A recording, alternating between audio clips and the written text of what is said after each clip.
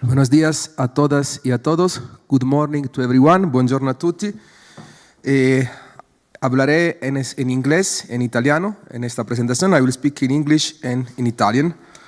We are very pleased to co-organize this event to commemorate the 50th anniversary of the Cheese and Worms, a work that paradigmatic not only for the discipline of the history, but also for many social science in different parts of the world, as evidenced but in numerous editions and translations. It's an honor and a true pleasure to welcome Professor Carlo Gisburg, benvenuto professore, even if only remotely. We are also especially grateful to the panelists joining us today, who will comment on and highlight various aspects of this work. Professor Ana Mawad from Fluminense University of Brazil, Professor Tomasz Wiskus from the Academy of History of Warsaw, Poland, Professor Eugenia Gay from the University of Córdoba, also a co-organizer of this event, Argentina, Prof. Dipesh Chakrabarty from the University of Chicago, USA, and Lisek Kriel, who will serve as the panel moderator.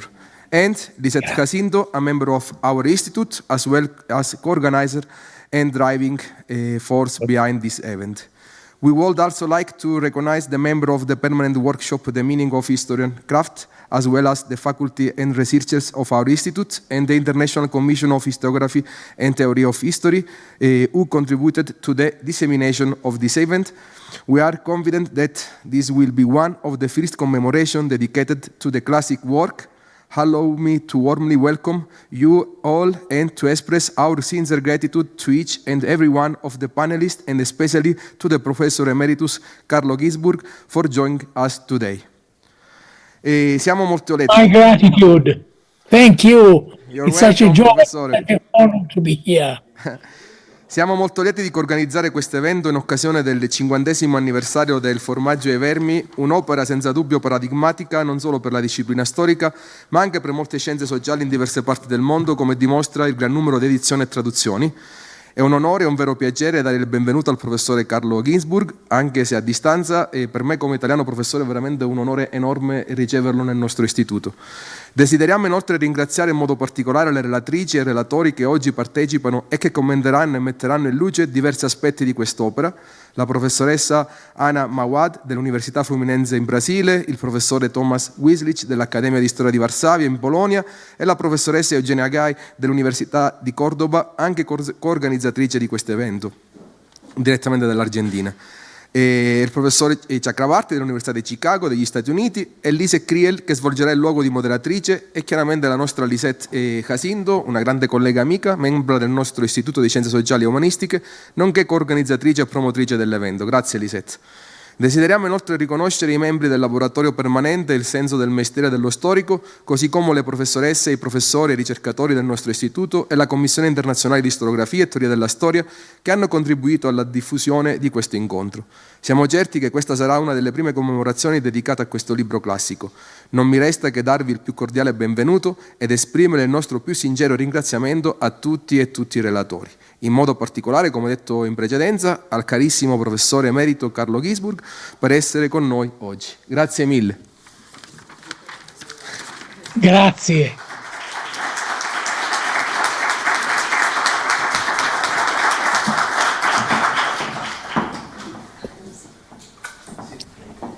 Thank you very much, Director Giuseppe Libruto. I'm very honored to try and direct this, I almost want to say conduct, these proceedings.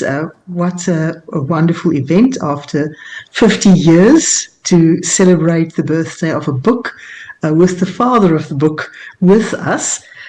Before we start with the proceedings, I think let us thank the technical team in advance, to Edgar, Miguel and Omar. We are going to lean on you very heavily over the next hour or two. Thank you for standing by to bring us all together from different parts of the world. And before we proceed, I would also highlight the role of two persons specifically who made this possible. First of all, Lisette Jacinto, and Eugenia Gay. And I'm sure Lizette would also like to thank the members of the permanent workshop El Sentido del Oficio de Historia and the Cuerpos Académicos 200 and 197, and everyone at the university in Pueblo, and then Eugenia from the University of Cordoba, Argentina. Thank you also to you, and Director De Bruta has already also referred to the role of the International Commission of Historiography and the Theory of History for the dissemination of the information around this event.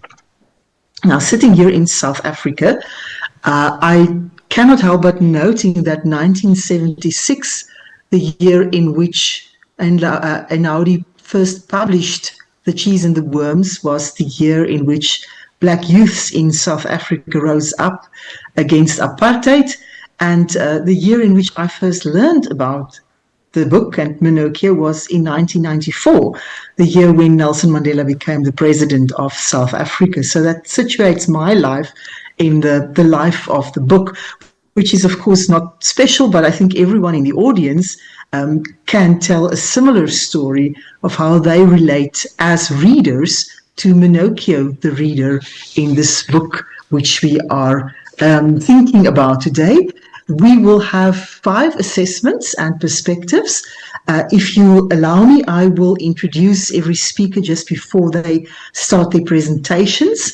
And then once all 5 the presentations have been made, Professor Ginsberg, I'm going to hand over to you for your response.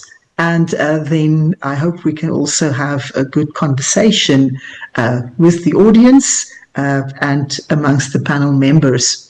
So without further ado, let's start with our conversation.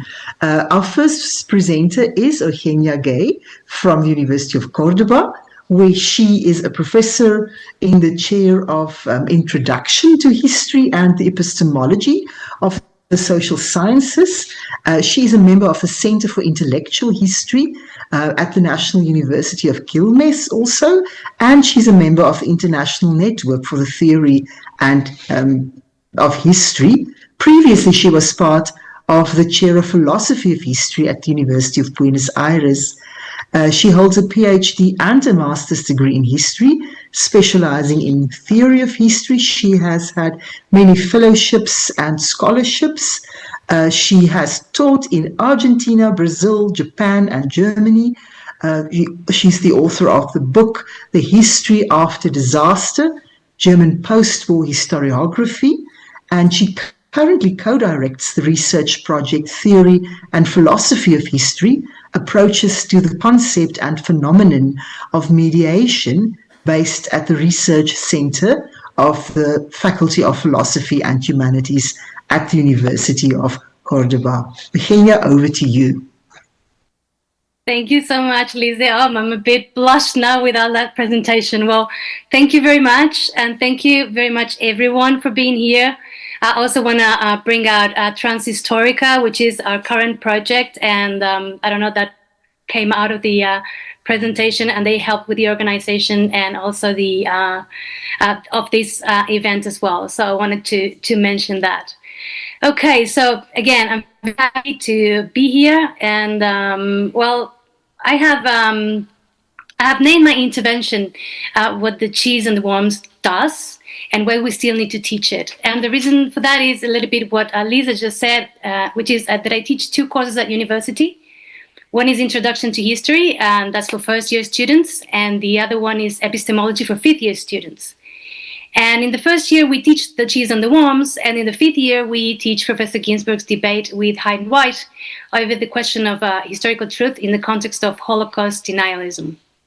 And I want to think the cheese and the worms in that relationship, mainly because this debate is often considered a milestone of the dispute between scientific and literary understandings of history, with Professor Ginsberg representing the hard statement of the prevalence of fact before language, something that seems to me strange considering Professor Ginsberg's declared and constant recourse to literature and art, right? So, but what I think is that if we take the work of Carlo Ginsberg, especially The Cheese and the Worms, and not only the debate in itself as part of the argument, what seems to happen is that argument against a purely linguistic understanding of historical representation gains muscle as he gets closer to the narrativist positions and not as an opposition to them, right? So that proximity is what makes this debate all the more interesting.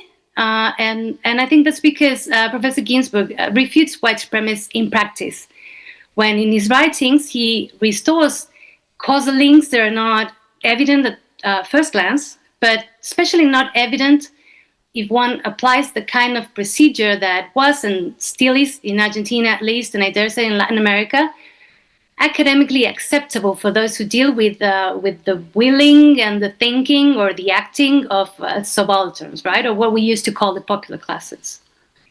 And so these causal links are made visible through a very highly elaborate prose, without which it would be impossible to recognize these connections that are concealed beneath the establishment of regularities that classical social history claimed as a guarantor of the objectivity of and the truth of the historical narrative. So I believe that instead, Professor Ginsburg's way of imploding reveals diverse rationalities. In The Cheese and the Worms in particular, he discloses the universe in which Scandela's thinking was possible through the implodment of his deciphering the Miller's logic of reading and of thinking, but also the witnesses and the inquisitor's logic. And when doing that, he develops what we could consider a trope that I think works in every effective historical text. So in fact, we could think of what Ginsburg calls the evidential or the Morellian paradigm as a historical trope. In a different text, he writes, and I quote, "To decipher or to read animal tracks are metaphors. We have tried, however, to take them literally as the verbal condensation of a historical process." End quote. So in weaving the finding and pondering of concrete and individual proof, that's the trace, the symptom, the clue, or the track, as a structural component of the historical argument, Ginsburg's historical practice, and by practice I mean research and writing, questions the classical opposition between literary construction and truth. A narrativist would say probably that the evidential operation is invisible outside its linguistic articulation as a metonymic tropological structure. So Professor Ginsburg could be classified in that trope. But the evidential paradigm that is displayed in The Cheese and the Worms refutes that distinction between event and narrated fact that the narrativists attempted to pose, showing that, and here's my point, even if we consider historiography as a literary genre, this literary genre requires the weaving of concrete proof and of its analysis into the narrative for the text to work as a historical text. So historiography is not then a type of writing that chooses among the known tropes, but rather a trope in itself. A modern or postmodern trope, one could say, as it challenges that distance between the order of the real and the order of the represented, the distinction between the order of experience and the order of language, or even an archaic one might say, as it resembles what Foucault called the classical or even the Renaissance episteme.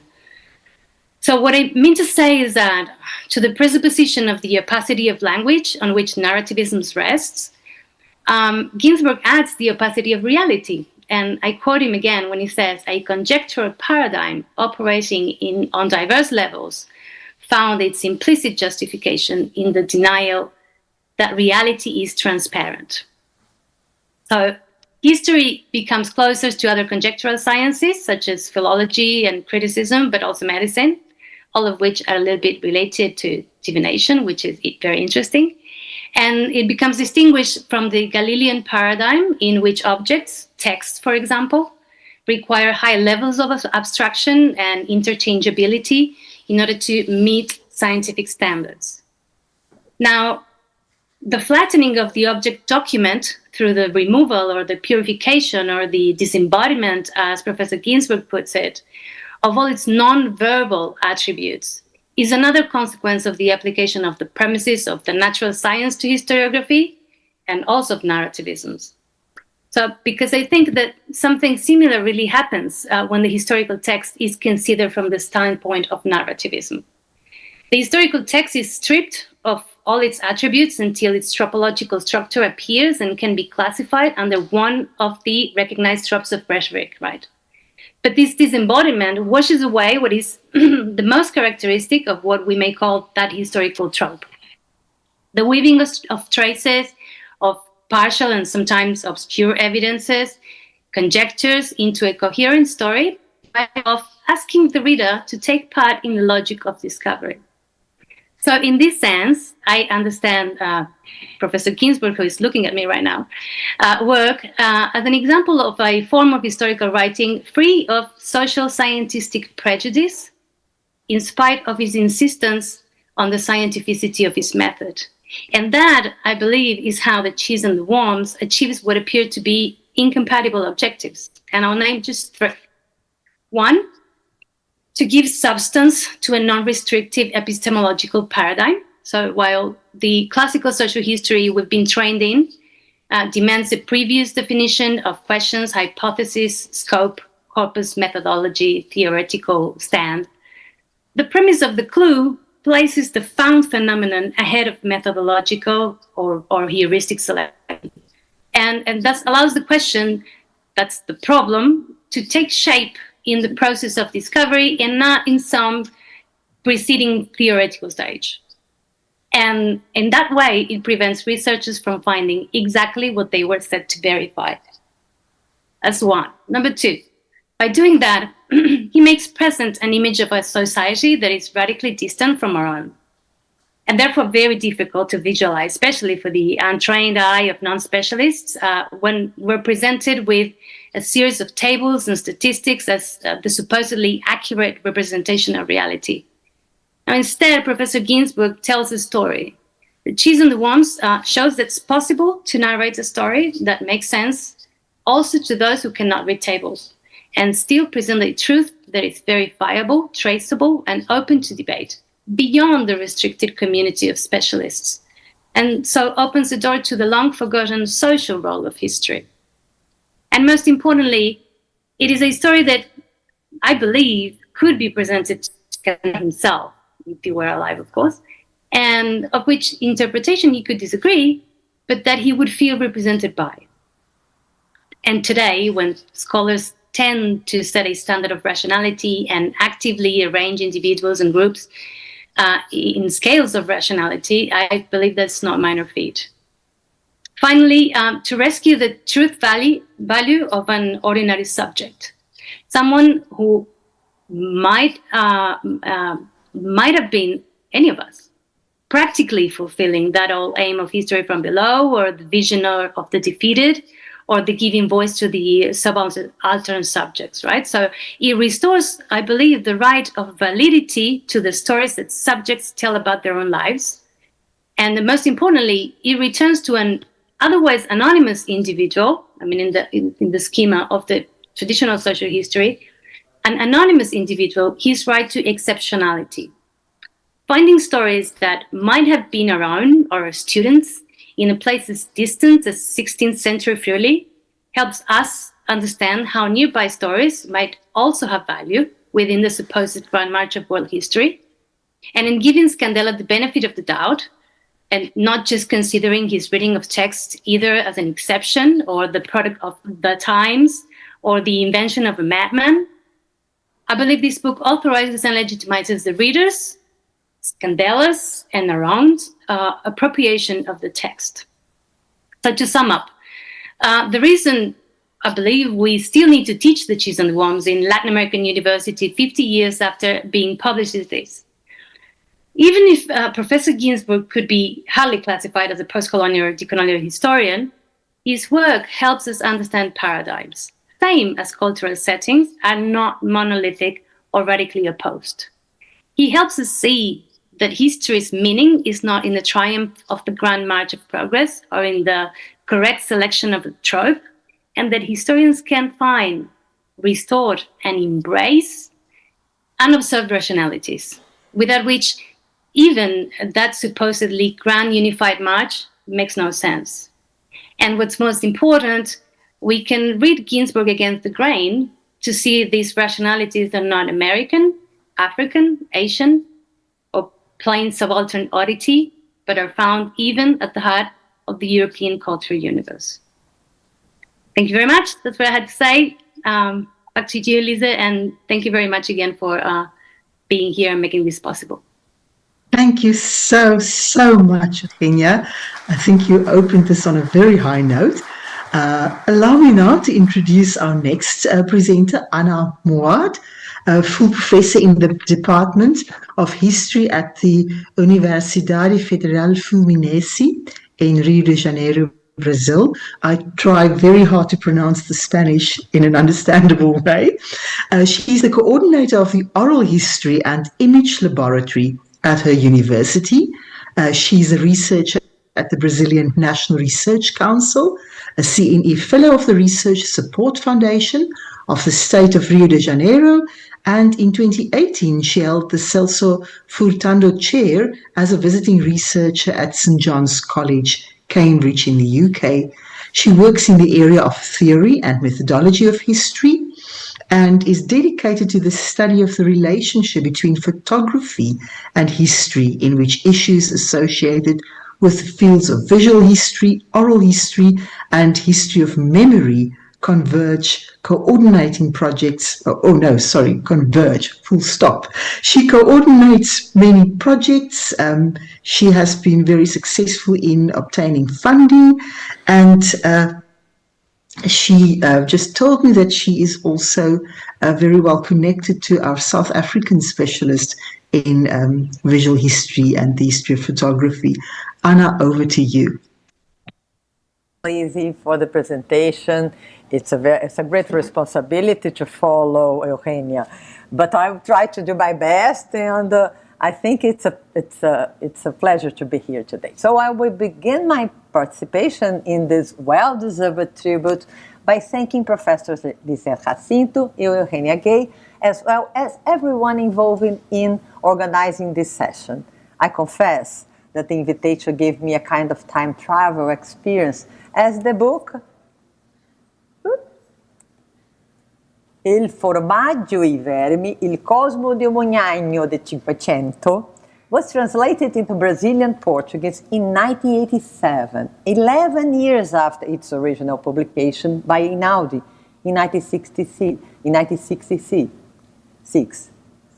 The edition published by the already prestigious published Companhia das Letras carried the title The Cheese and the Worms, The World and Ideas of a Miller Persecuted by Inquisition.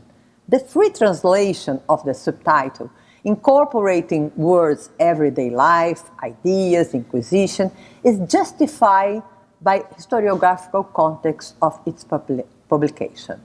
That's why I refer to this as a time travel, because in 1985, I entered graduate school.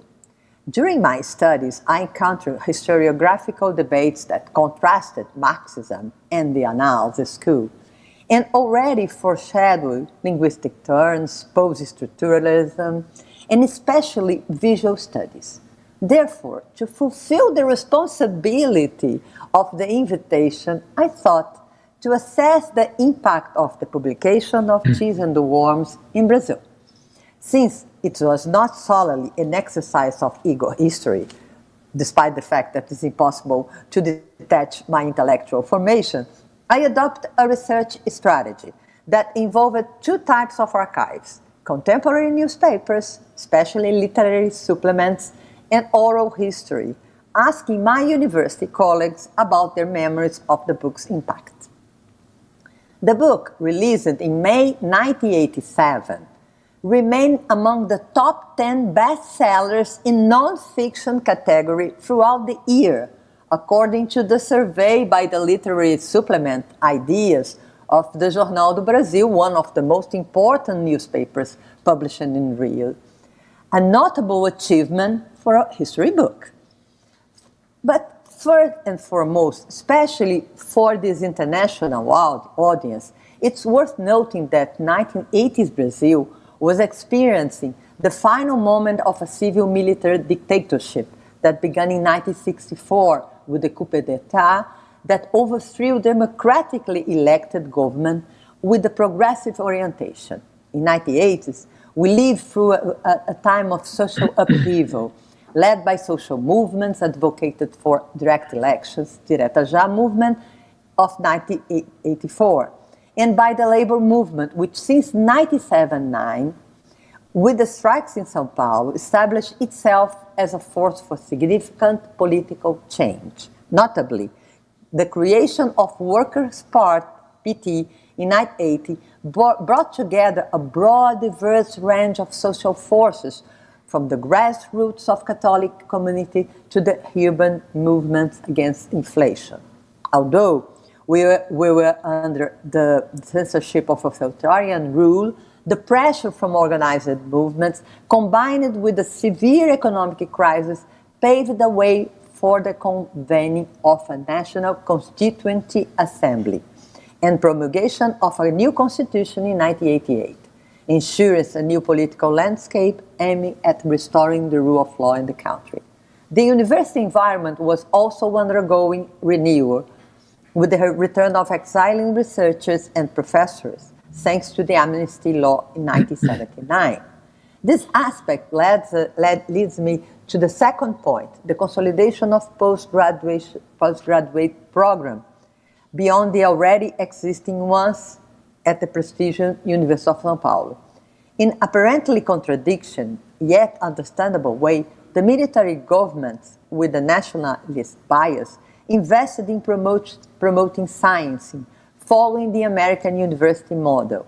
Although the university was under strong censorship and research served the interests of a large multinational companies, it remained standing and remained linked to Brazilian state.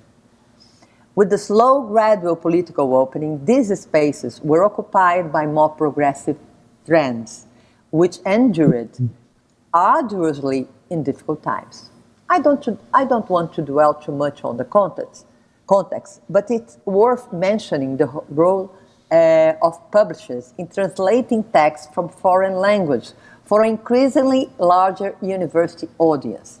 In the mid-1980s, books published by Portuguese publishers were coming to Brazil, just as those from Brazilian publishers, who invested in translations of works that would shape the historiographical debate, especially the well-known History from Below, from the British New Left, would focus on the works of E.P. Thompson and Eric Hobsbawm.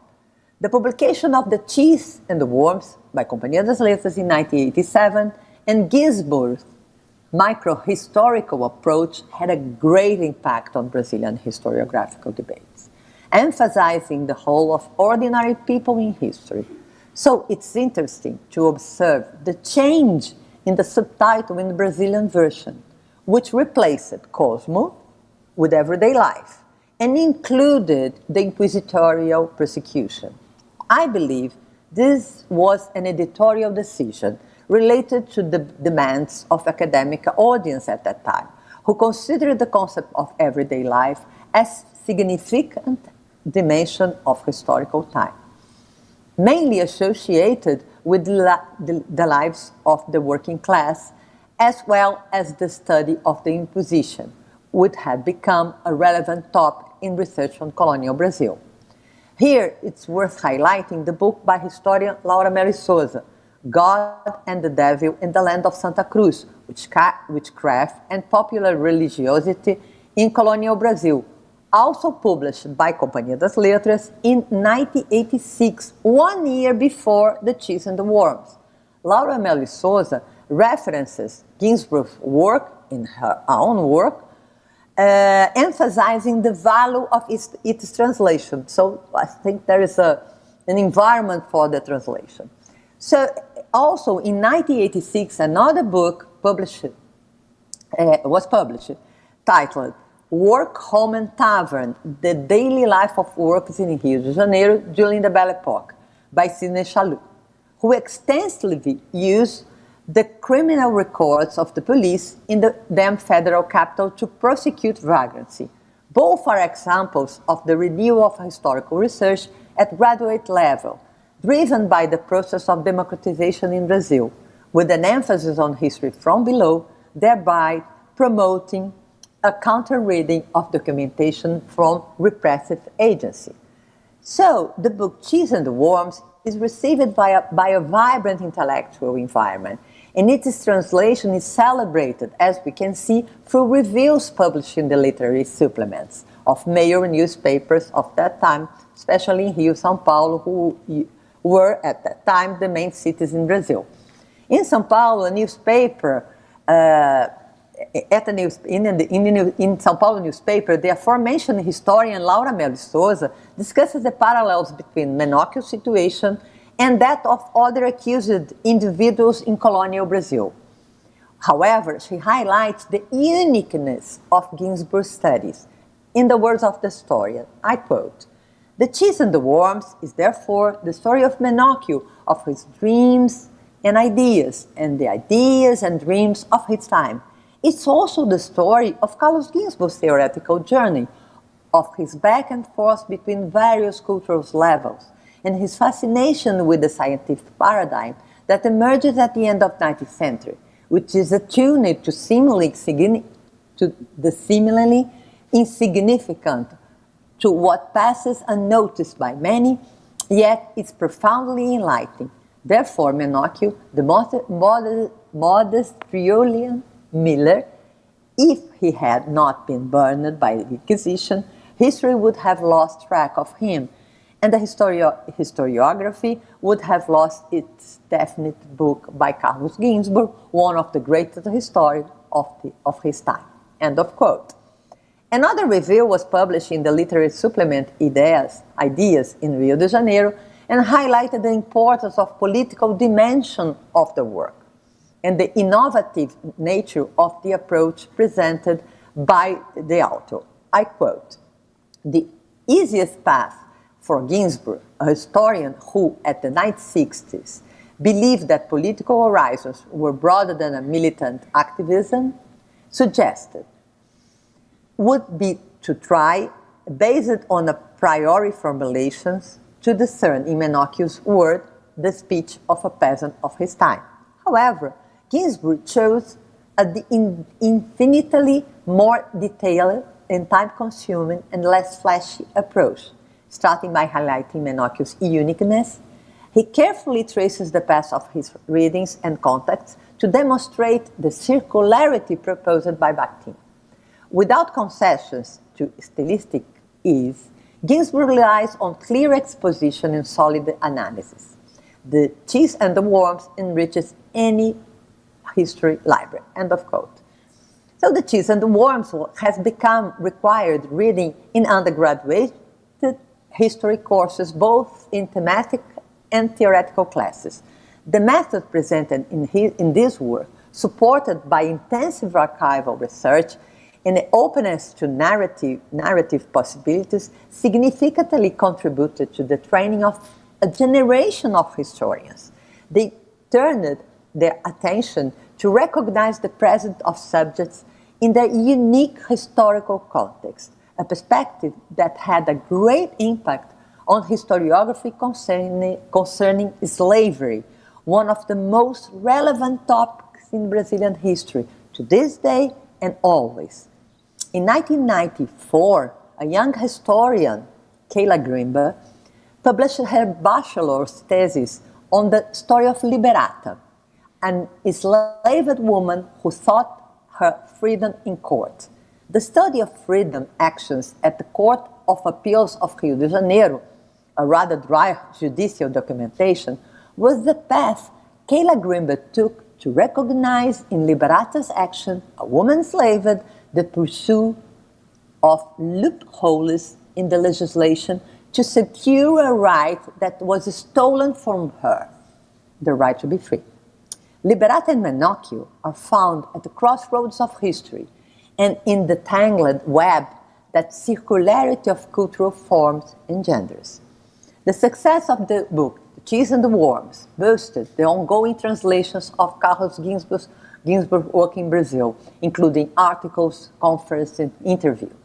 In 1989, Myth, Symbols, and Science, Morphology, and History would further reinforce discussions about historians' craft. The celebration of the 50th anniversary of the publication of the book The Cheese and the Worms is therefore a celebration of the authors, his ideas, and his undeniable contributions to the theory and methodology of history. I therefore reserve the final part of my speech to some reflections on historiography presented by Carlos Ginzburg in interviews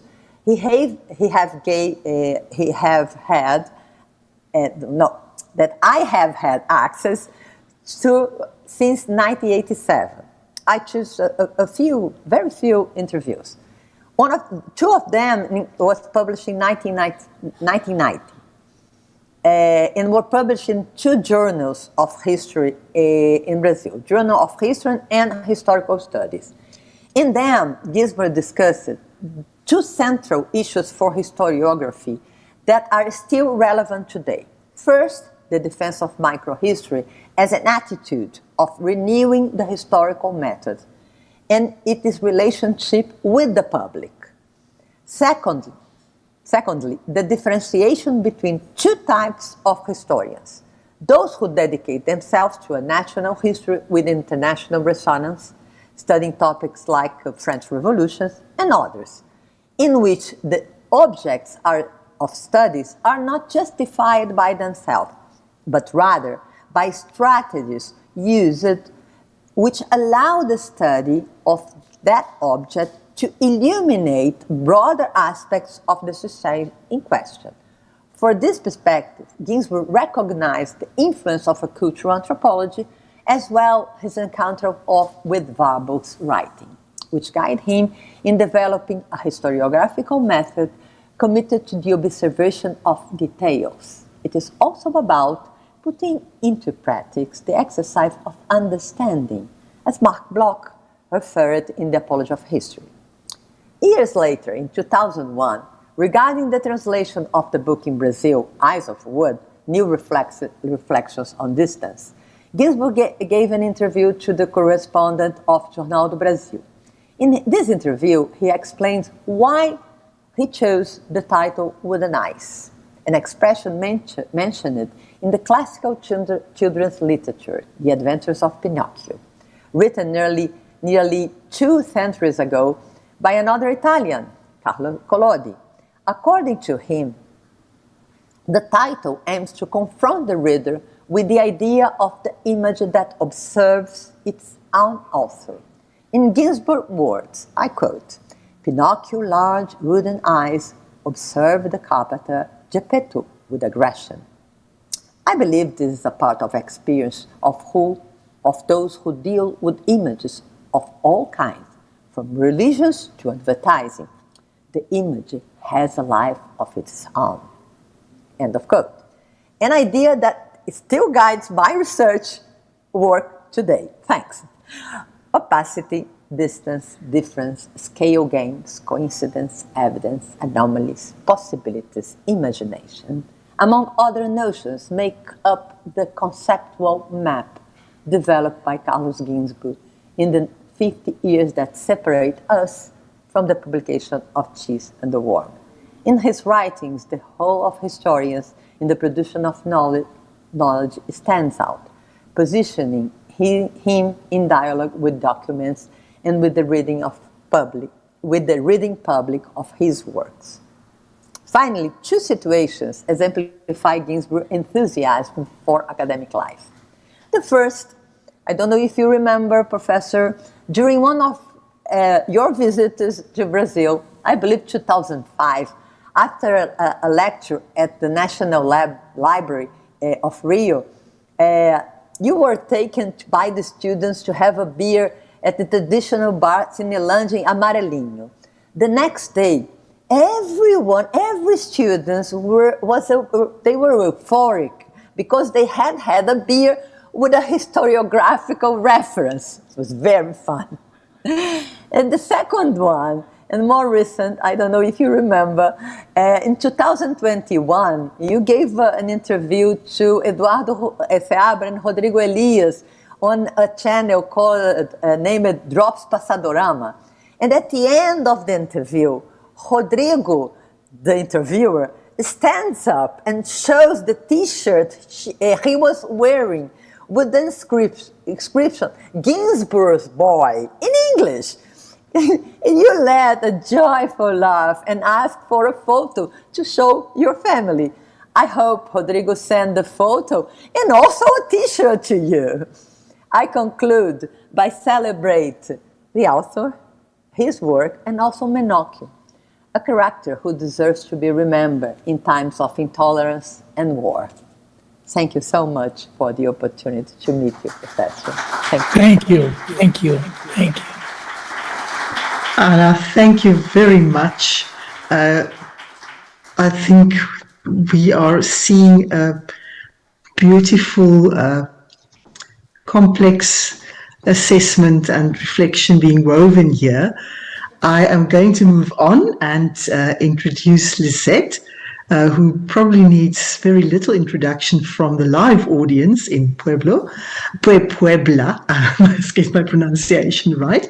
But please allow me to just share a few highlights of her career. As you know, she has been at University in Puebla since 2015, where she is a professor in the graduate program in history at the Institute of Social Sciences and Humanities, Alfonso Fides Pliego. She holds a PhD from the University of Witten-Herdecke in Germany. During her time in Germany, she was an associated member at the Institute for Advanced Studies in the Humanities in Essen. Her doctoral advisor was Jürgen Rüsen, and during her time in Germany as a student, she was also a member of the workshop on everyday life coordinated by Alf Lütke. She has taught at the University of Cologne and the Heinrich Heine University Düsseldorf. Her research focuses, of course, on the theory of history, historiography, and cultural history, with particular attention to the questions of gender, violence, and historical representation. Since 2013, she has been a member of the International Network for Theory of History, and since 2021 of the International Commission for the History and Theory of Historiography. And I think a lovely highlight, which I can end your biography with, is congratulations on the publication of your most recent book, only a month ago, Reina Pandita. Not sure if you're going to say something about that. Lisette, over to you. Thank you very much, Lise. And first of all, we can take a moment to show two photographs. And maybe Miguel, can you put it? The photos of Ana Mawat?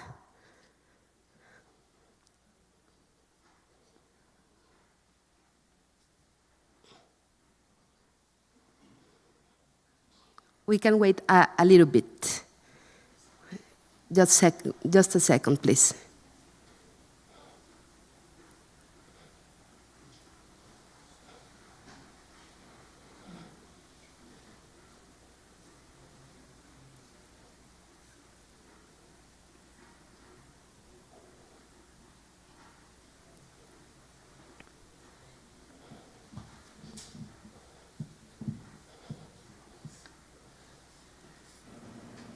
Don't worry, Lisette. I send to Ginsburg later. Do you have it in your screen? I have it here. Yeah, maybe you can share. Yeah, you can share it. I can share? Yes, please. Yes, please. Let's see. How can I share this? Share, compartilhar. Okay, I found it. And documents. Okay, here.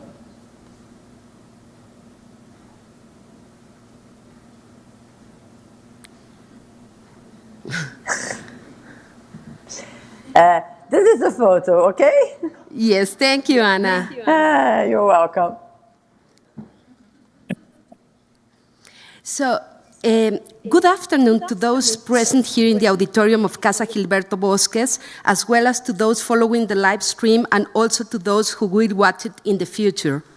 First of all, I would like to thank the Institute of Social Sciences and Humanities, Alfonso Vélez Pliego, including my colleagues and friends, members of the permanent workshop El Sentido del Oficio de Historiar, Eugenia Gay from the University of Córdoba, Argentina, co-organizer of this event, together with the project Transhistórica, and last but not least, the support of the International Commission of Historiography and Theory of History for all the impulse and the dissemination of this event.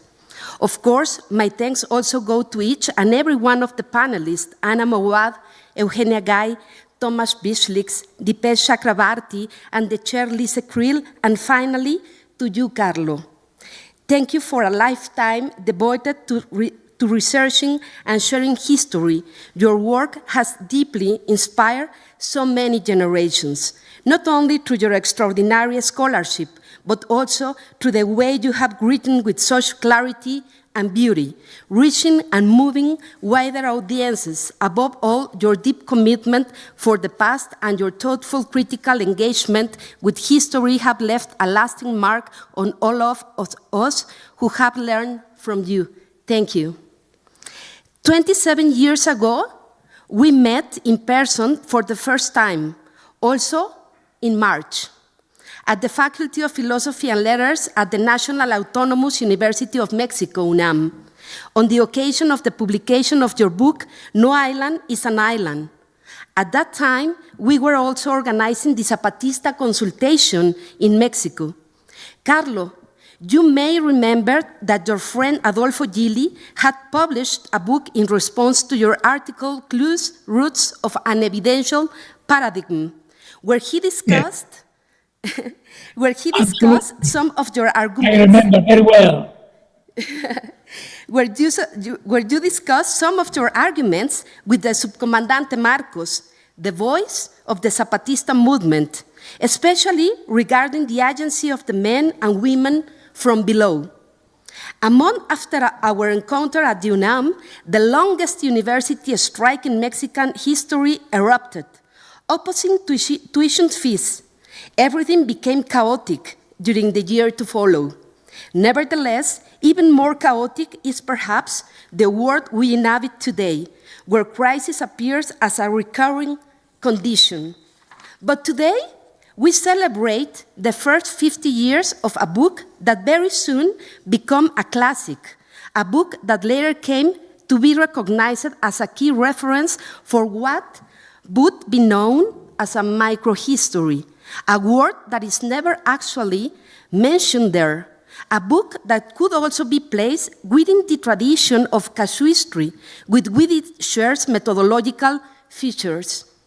A groundbreaking book, an essential reference for understanding pre-industrial Europe, presenting a story set in the later 16th century in a world that was beginning to accelerate.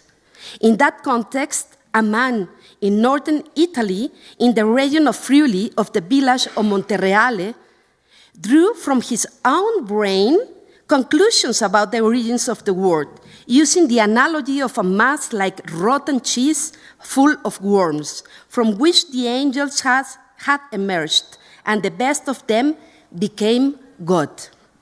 Menocchio's voice stood in opposition for the first book of the Bible, Genesis, and other important dogmas for the Catholicism.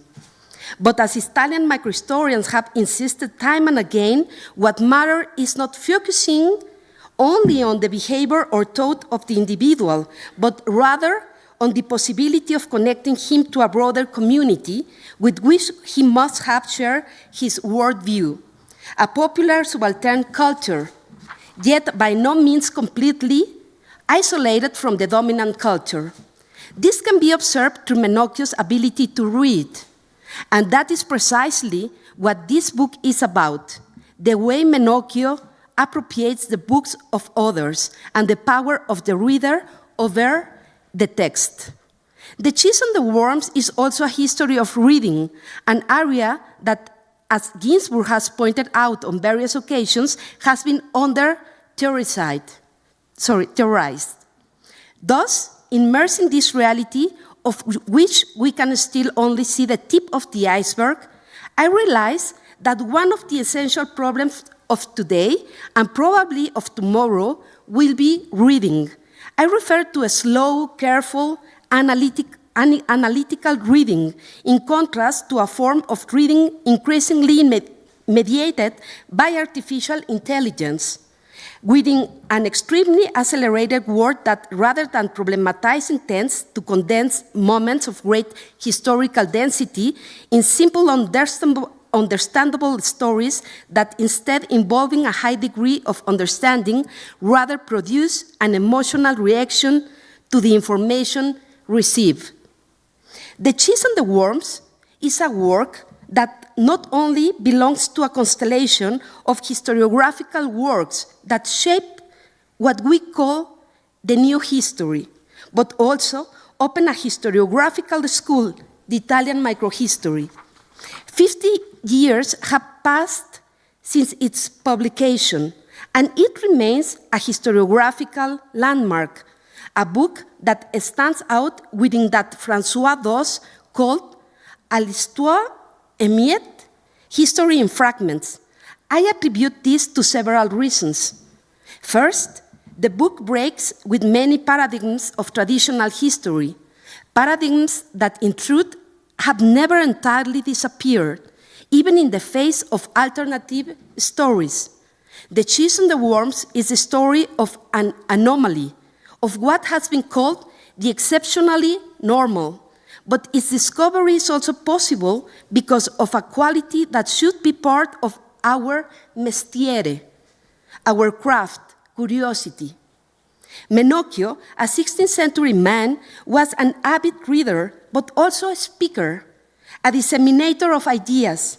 He did not remain silent, and Ginsburg listened to him. By listening, he opened a kind of Pandora's box, the voices of a 16th century peasants that were still there, despite the Reformation and Counter-Reformation, despite the filters imposed by the notaries of the Holy Office. If we define modernity as a new word, Menocchio represented a way of being and of confronting the material and spiritual world that was meant to remain far away in the almost invisible realm of popular culture. This leads not an important question. Does the story of Menocchio reflect continuity or rupture? Does it perhaps contain its own theory of historical time? Considering that this book has been translated into more than 20 languages, I would like to ask whether any of these translations, beyond the first edition, has taught you something new about Menocchio, about the circularity between high and low culture, or about how readers have interpreted and appropriated your book. And also, I am aware of the difficulty this entails.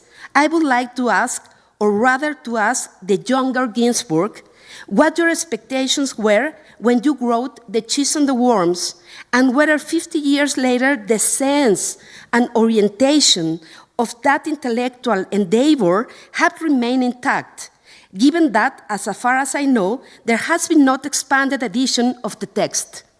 Perhaps one of the most relevant prefaces is that of the English version, published in 1980, where an open debate with Paola Zambelli appears after she had mistakenly attributed to you the defense of a peasant culture that remained autonomous and continuous, as well as certain hypotheses about the origins of Menocchio's unusual thinking. This leads me to wonder what other unremarkable critical readings The Cheese and the Worms has received, beyond the one I have just mentioned. I would also like to ask you to reflect on an issue that concerns historians today, the ethical responsibility of the historian in relation to case studies, especially when these belong to the history of the present, a topic that I know is not foreign to you, particularly in light of your book, The Judge and the Historian. And in that sense, where do you think historiography is heading? Because as we can see, a classic like your book continues to challenge us, perhaps as Eva Domanska suggested, in part because of the hypnotic effect of narrative. While reading Andrea del Col's transcriptions of Menocchio trials, I encountered a detail that I did not find in either the English or Spanish versions of The Cheese and the Worms, that the tunic Menocchio was sentenced to wear for the rest of his life bore a yellow cross on the front and on the back, identifying him as a heretic, although the color of the cross may have been lost in translation from Italian to other languages, as I have not had the opportunity to consult the original edition. You have also mentioned that the work that brings you closest to Freud is the psychopathology of everyday life. Lapsus reveal what truly matters. Beyond this detail, I share Matti Peltonen's idea that the most interesting aspect of microhistory is methodological. And I quote, "In these studies, historians specify the micro-macro relation in new ways that enrich the methodological arsenal of all social scientists." End of the quote. Finally, this rara avis, to paraphrase Leroy Ladurie, this spark that fleetingly passed before your eyes after long hours of reading about the Ibenandanti, and that you managed to grasp in its full significance, represents today more than ever a spark of hope.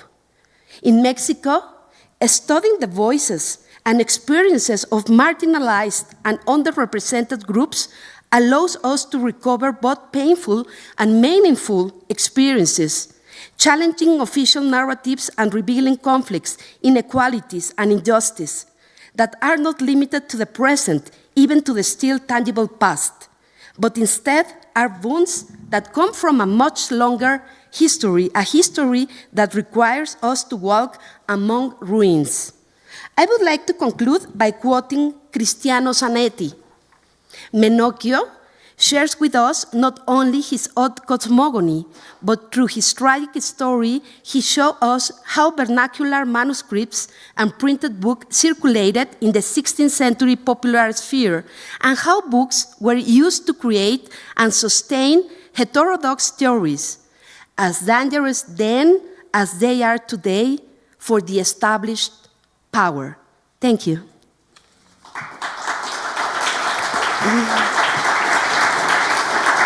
Thank you very much, Lisette.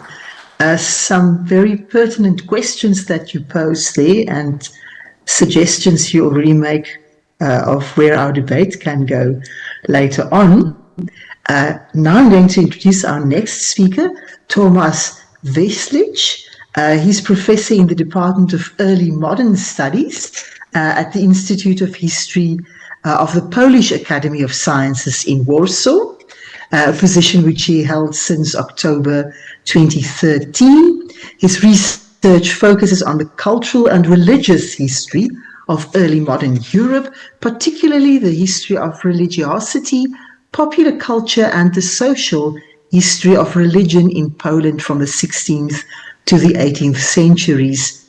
He received his habilitated doctorate in history in 2013, also from the Institute of History of the Polish Academy of Sciences.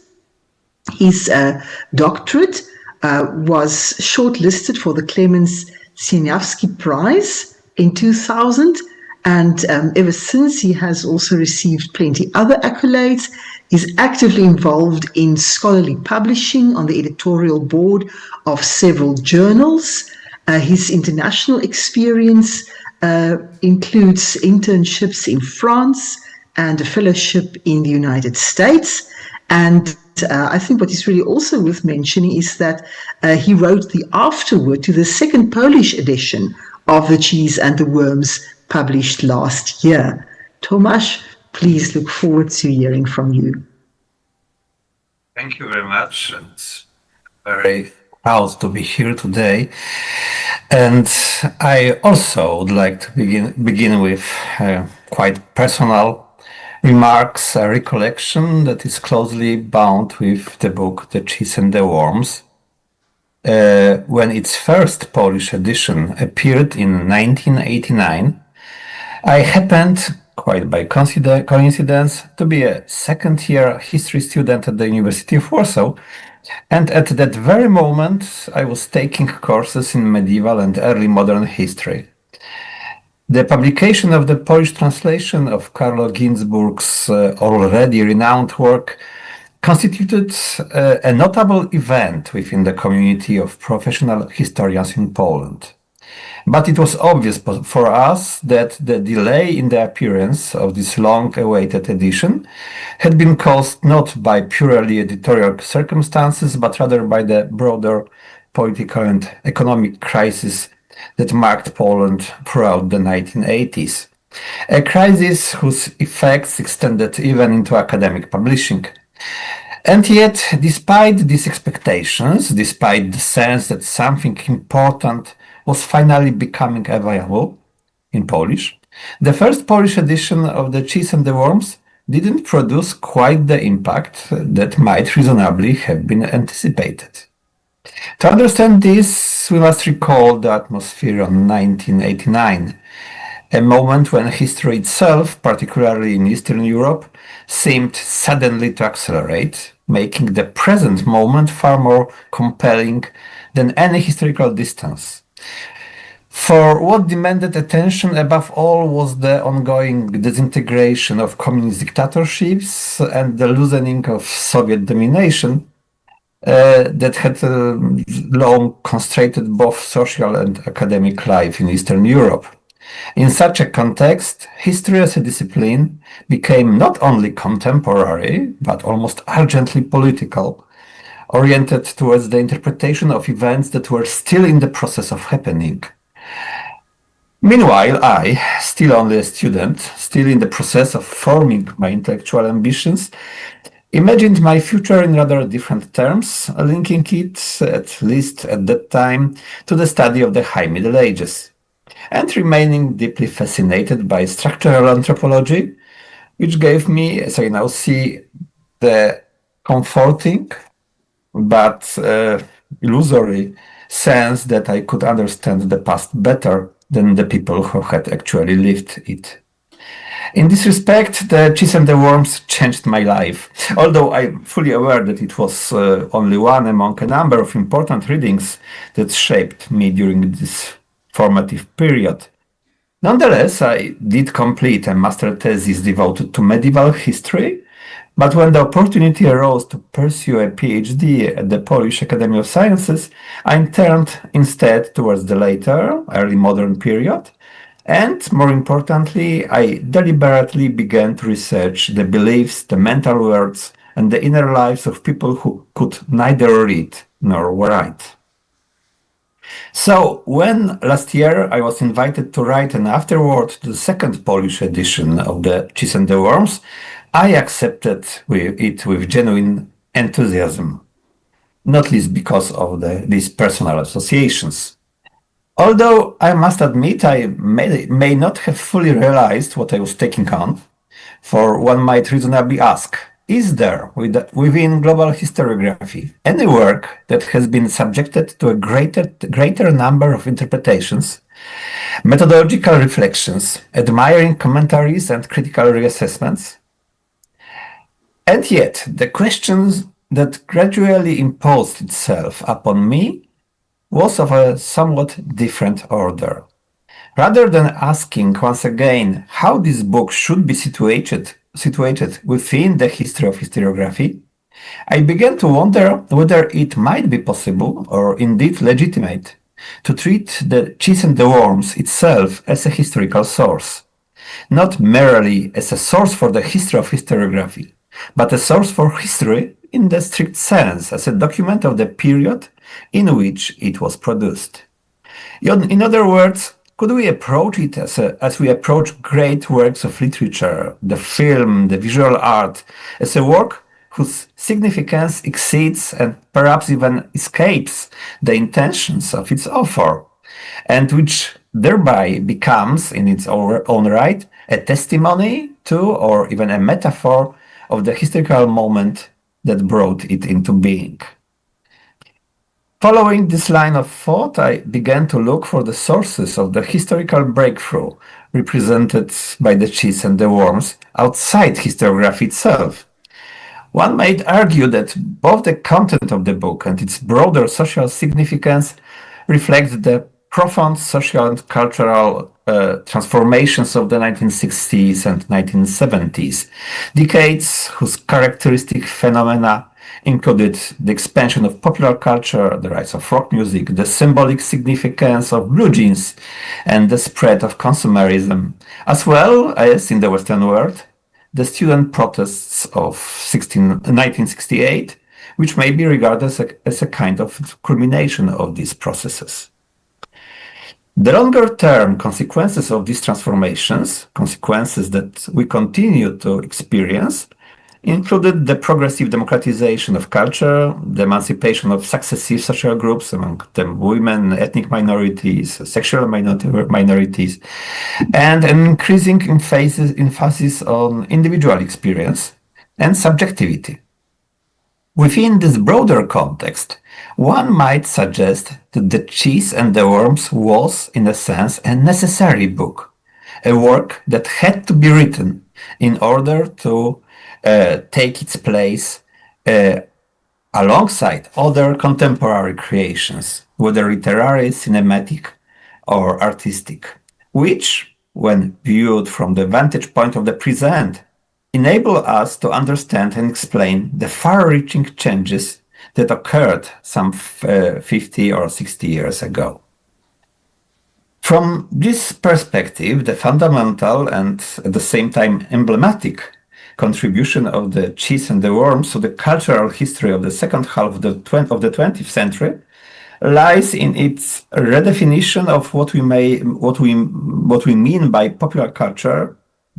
I suppose it's not the best term, but Carlo Ginzburg used it as well, presenting it not as a secondary phenomenon, subordinate to elite culture, but rather as a distinct and internally coherent vision of the world, characteristic by a specific mode of reasoning, pragmatic in its logic, instinctively materialist in its orientation, utopian in its egalitarian aspirations, and at the same time subversive in its anti-elitism. From the perspective of long-term historical process, the book also offers something more, an attempt to define the chronology and the conditions under which popular culture came to be dominated by elite, let's say, high culture. At the same time, Ginzburg demonstrated a model of cultural circulation, of exchange and interaction between different cultural strata, highlighting the creative role of individuals who would not traditionally be considered creators of culture. If, however, we return once more to the idea of The Cheese and the Worms as a source for the history of its own time, it becomes possible to extend this reflection still further. I have already mentioned the delayed reception of the book in Poland, first in the early 1990s, when it served primarily as a point of reference for theorists of history, and second, the reception we are witnessing today, connected to the resurgence of interest in what is often called history from below, a current that has, in recent years, spread far beyond academia in Poland. But I think that we might go even further and pose a more ambitious question still. Might it be possible to reconstruct a global history of The Cheese and the Worms? And I'm happy that it's happening now at our meeting. This global history that would trace and compare reception of this book across different regions of the world and at different historical moments as successive translations and editions appeared. And might such a project, if undertaken, maybe, provide not only a new perspective on this singular and influential work, but also a fresh and illuminating way of understanding the cultural history of the last half century. In my afterword to The Cheese and the Worms, however, I chose to remain within a more limited perspective, treating the new edition of the book primarily as a kind of theoretical reinforcement for the emerging wave of the history from below in Poland, a wave which, it seems to me, often is somewhat deprived of clearly articulated methodological roots. And yet, once the new edition had been published, I began to realize that the possible trajectories of the reception of the cheese and their worms in the near future extend far beyond any renewed return to reflection on the practice of scholarly microhistory. For the cheese and the worms may, in fact, speak to challenges of far more fundamental kind, challenges facing not only professional historiography, but the humanities and the social sciences as a whole, challenges that arise, on the one hand, from new opportunities and, on the other, from the very real dangers brought about by the rapid and accelerating spread of large language models in the production of scholarly texts. What, indeed, is to become of historical writing at a moment when the production of a fluent, well-structured text is becoming even easier, and when, at the same time, increasing pressure is being exerted to render scholarly writing more strictly organized, more standardized, more repeatable, so that it may function even more efficiently as a provider of data for readers that are, in a very literal sense, no longer human. It is precisely here, I would suggest, that Cheese and the Worms points us toward two fundamental paths, two possible ways forward, if we wish to ensure that the humanities remain, in a meaningful sense, a human domain of intellectual activity. The first of these is imagination. Imagination in general, but in the case of the book we are discussing, more specifically historical imagination, that is, the capacity to draw from historical sources that are by their very nature fragmentary and in a sense defective, forms of generalization that are at once historically grounded, that is to say, justified by our knowledge, and yet at the same time original, interpretative, and genuinely understanding that is in the distinctively human sense, a form of understanding that emerges not only from data, but from the ability to connect clues, traces, evidence, and intuition into a meaningful whole. Of course, such intuition is not arbitrary. It is grounded in experience, in familiarity with the subject, in scholarly discipline, but it is also shaped by something far less easily systematized, by accidental readings, by contingent encounters, by life experiences that together form the unique intellectual and emotional profile of each individual researcher. And precisely because of this dual character, at once contingent and constitutive, such an intellectual formation cannot be reduced to any model of optimal contextual selection of sources for machine-based analysis. In this sense, the reading of the Cheese and the Worms may be seen as a kind of training ground, even a school for precisely this kind of historical imagination.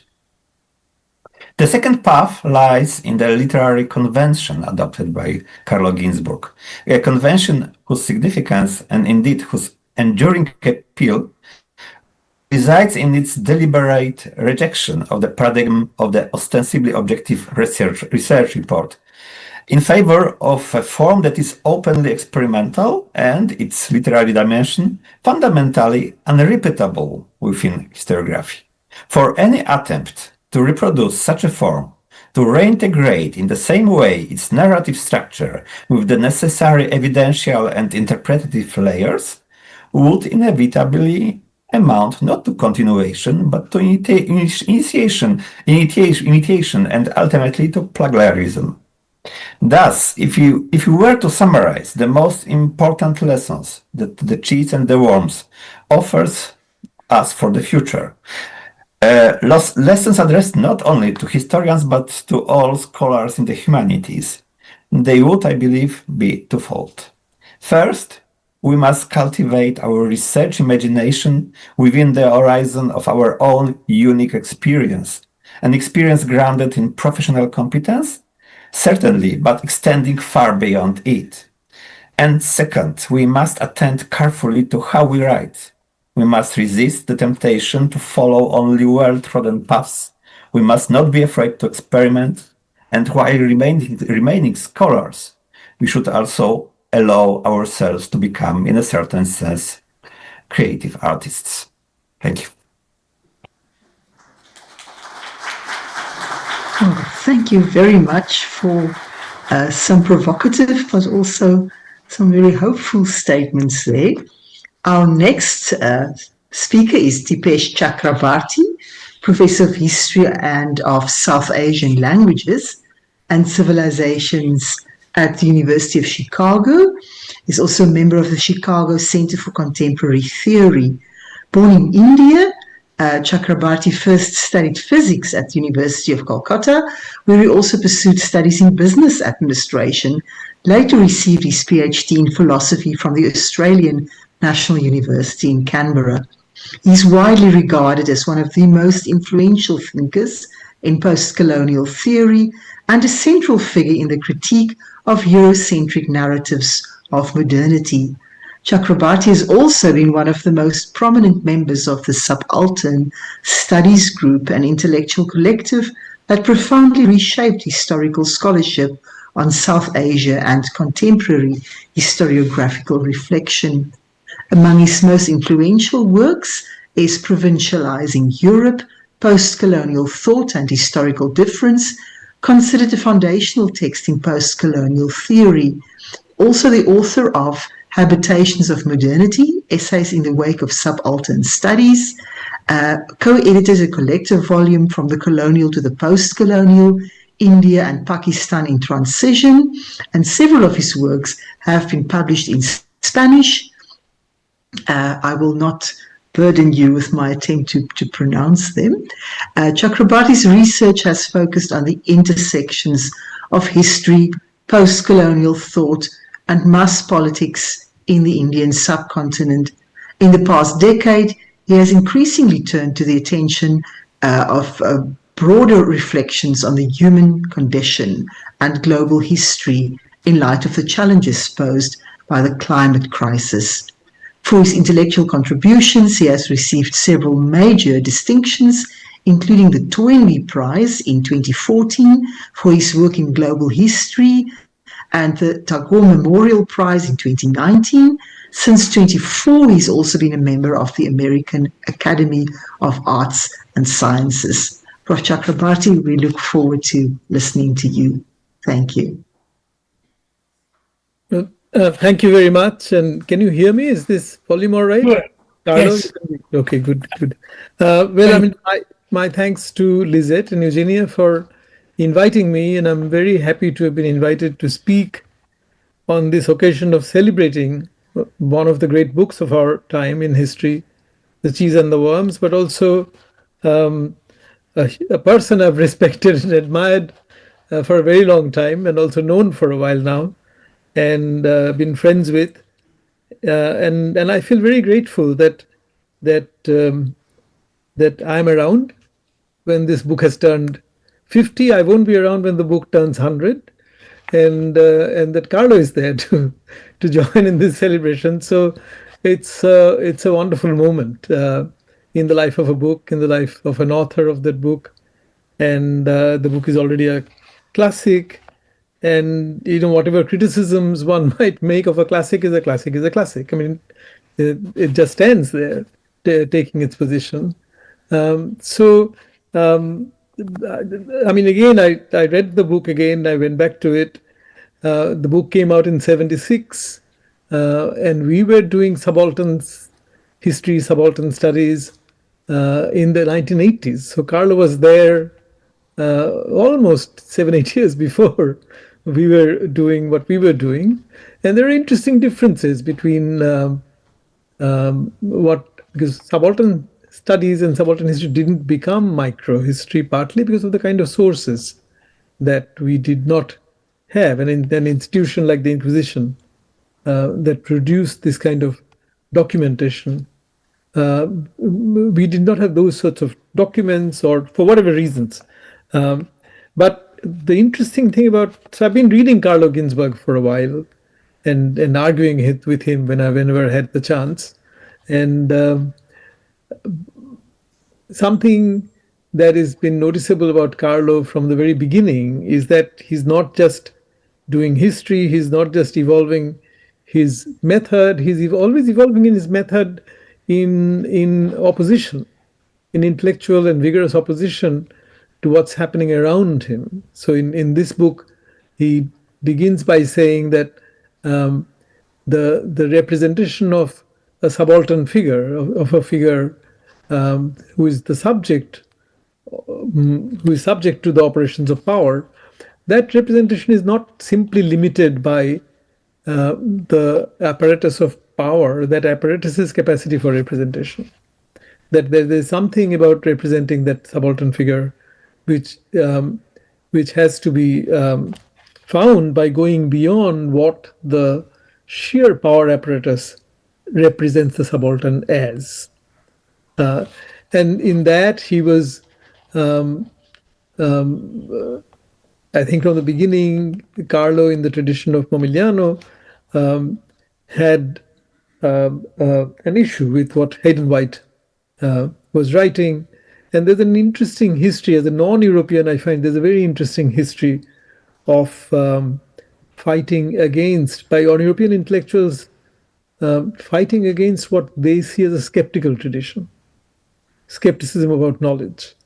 And Carlo has always been a defender of the proposition that while knowledge cannot ever be reached completely or arrived at completely, that you can go a long way using all tools of textual criticism or image criticism or artistic things by reading texts and by using these tools and by conjoining your reading with the exercise of reason. So in this book, for instance, he's not only showing us how he reads. I mean, the introduction to the book has a very interesting reference to Derrida's critique of Foucault's book on madness, and Carlo never shrinks from writing an angry word on the page, where he actually calls Derrida's criticism facile, and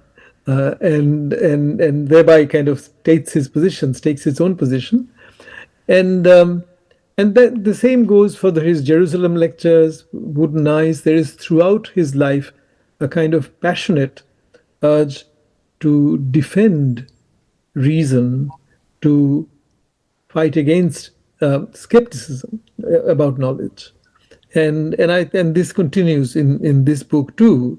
So in that sense, Carlo's very methods were not only digging up something of the past, but they were always contemporary. They were always actually taking part in some debate about knowledge, in some debate about the capacity of history as a discipline to represent the past.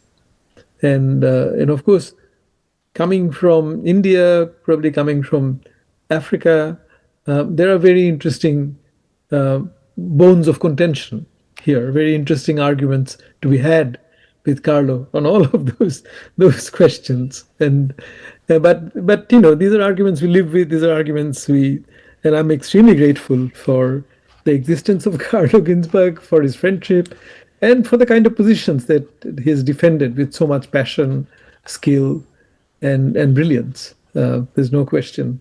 So what I just want to, I have a couple of questions to ask really in celebrating this book. Reading the book, Carlo, I was again trying to grapple with your framework and trying to think about the kind of framework you come up with in understanding Menocchio, and thinking also back to the study of the Benandante that you had done earlier. What I found fascinating is a triangulation of three things in reading Menocchio. One is, of course, that you keep coming back and saying that there is a filter. He's not a passive reader. of what he's reading. There is a filter. And by reading what he was reading or by comparing it with other texts, I mean, this is where you are at your best in bringing out the filter. And that position of a historical filter, filtering his reading, influences reading, I think stands somewhat in interesting contrast with the other thing you also say, which is an appeal to his experience of everyday life. On page 17 of my edition of The Cheese and the Worms, which is probably from 80s, you actually say, in terms of his opposition to landlords, or even the chicanery of the priests, you actually say he only had to open his eyes and look around to find the truth of his society. So even though it's a rhetorical sentence, it is actually speaking about plain sight. So if one only has to open one's eyes and find the truth, then one is not talking about a filter coming in between. One is actually talking about some kind of a natural reasoning. And sometimes in Pinocchio's analogical reasonings, sometimes there is a sort of natural form of reasoning. And they're analogical, like, if worms come out of cheese, if putrefaction, the word is the English word in the translation that you use, or fermentation is productive of life, why shouldn't life on the planet not have come from a process of putrefaction? So it's kind of an analogical extension of his own experience in putting the question.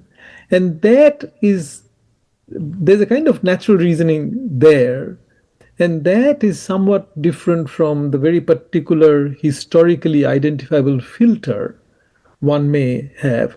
And the last side of the triangle, and this happens in the Benante book as well, is an appeal you make to what you call an autonomous peasant culture that is older than Pinocchio's time, and that in some respect is almost pan-European. And what I find in that appeal is it's really an appeal to societies. In fact, to me, it's not just pan-European. From my knowledge of peasant societies in India and elsewhere, one truth you always come across is that the world in peasant societies is extremely animated. And you actually have a sentence in the book where you say, for the lack of a better word, I call it pantheism.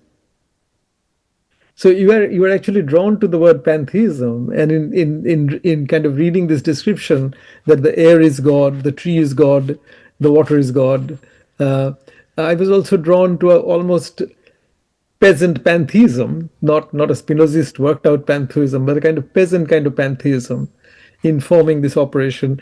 But at the same time, both in this book and in the book on the Benandante, the peasant is the most under-specified figure in your narrative.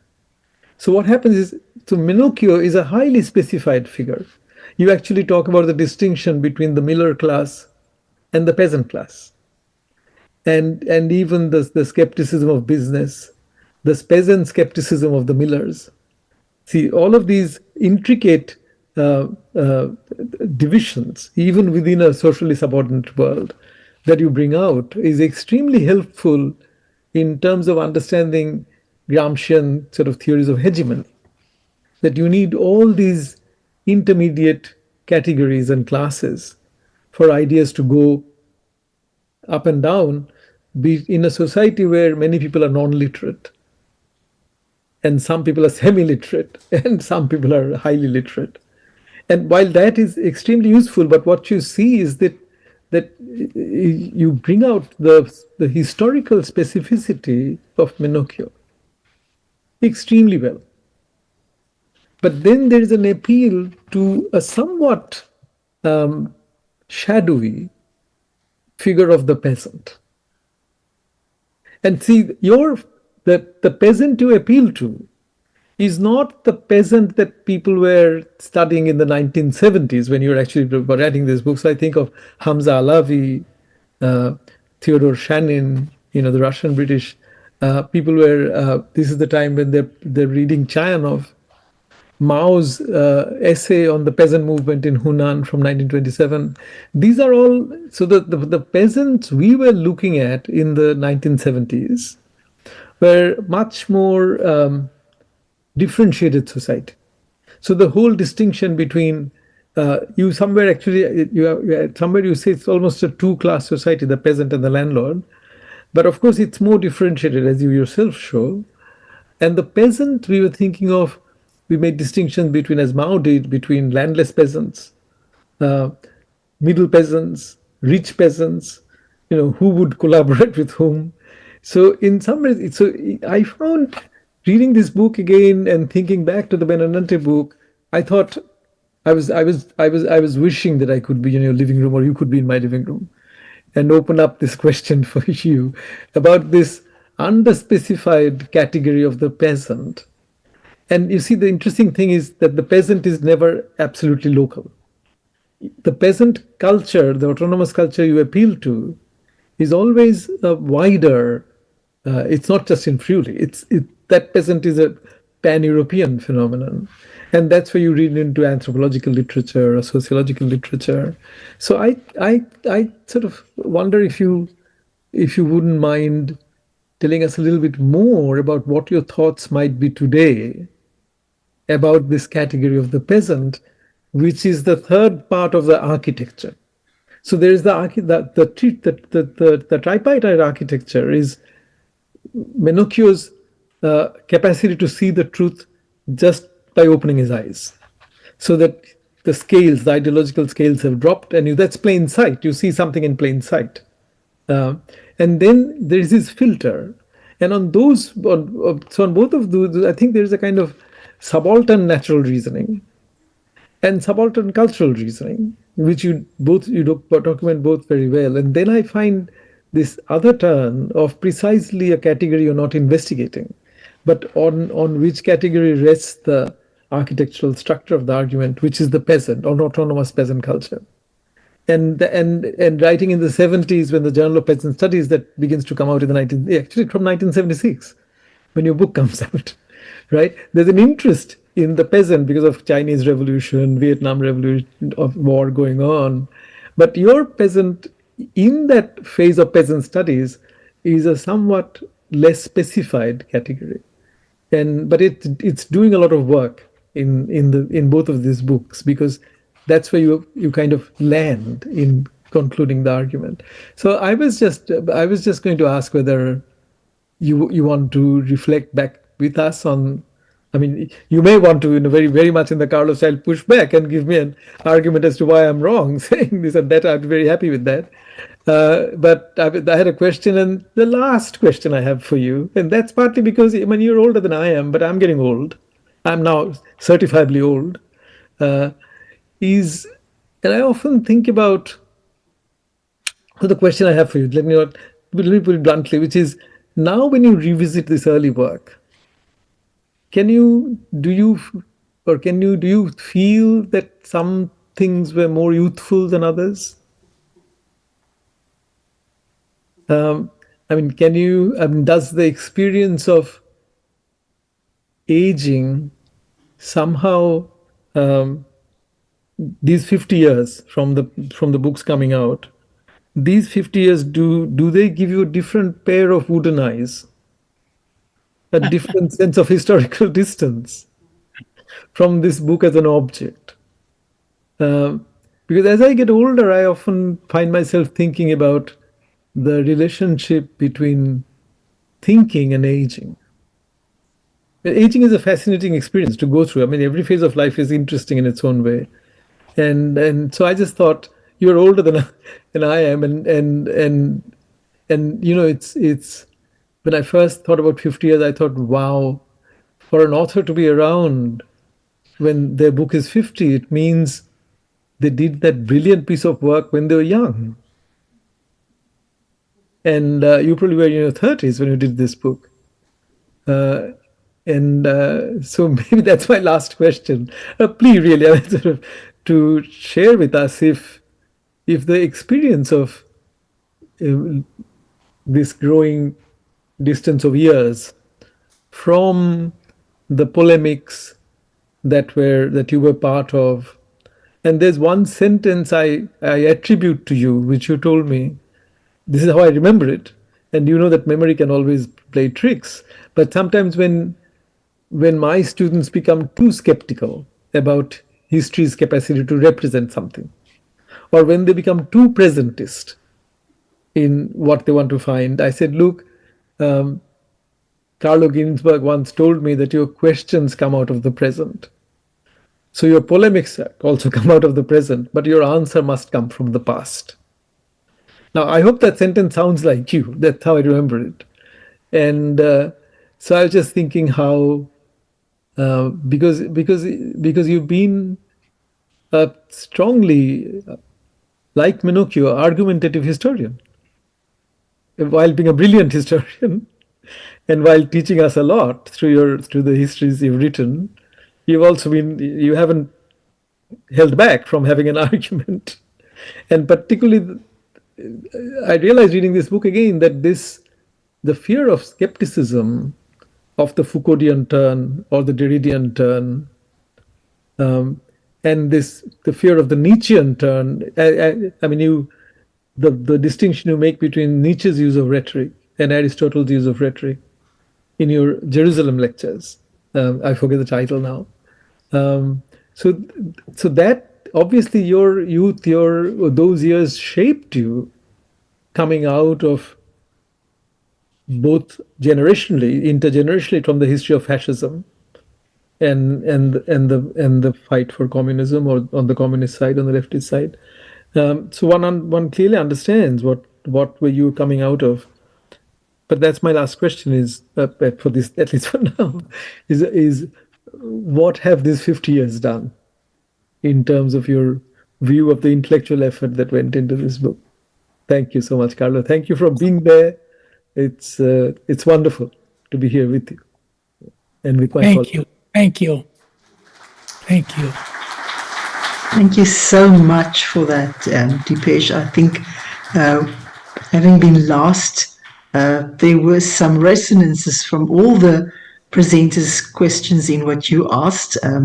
There's a personal dimension in everyone's reflection, and I think it's not debated that this book is just as much about being human now as being human in any historical period.